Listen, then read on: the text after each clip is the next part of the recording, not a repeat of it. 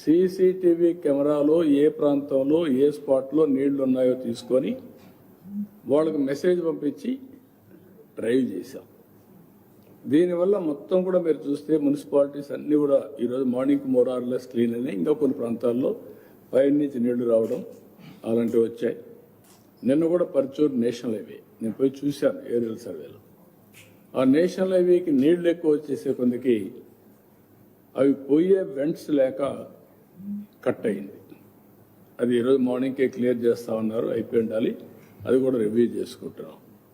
ఈ విధంగా ఓవరాల్గా మీరు అన్నీ కూడా చాలా పర్ఫెక్ట్గా చేశారు మా వాళ్ళు. I'm very happy. First time నా లైఫ్లో ఇంత ప్రాంప్ట్గా ఇంత ఉత్సాహంగా అందరూ కూడా కమిటెడ్గా, ఒక పక్క వర్షం పడతా ఉంటే చెట్టు పడిపోతే చెట్టును క్లియర్ చేశారు. ఒకప్పుడు చెట్టు పడిపోయిన తర్వాత 4 రోజులకో ఒక వారంకో వచ్చేవాళ్ళు. అది ఈసారి జరగలేదు. ఎక్కడికక్కడ చెట్టు పడింది, నేరుగా పవర్ సార్ తీసుకెళ్లారు, కట్ చేసేసారు. రోడ్డు ప్రొక్లైన్ తీశారు, పక్కన పడేశారు, రోడ్డు క్లియర్ చేసేసారు.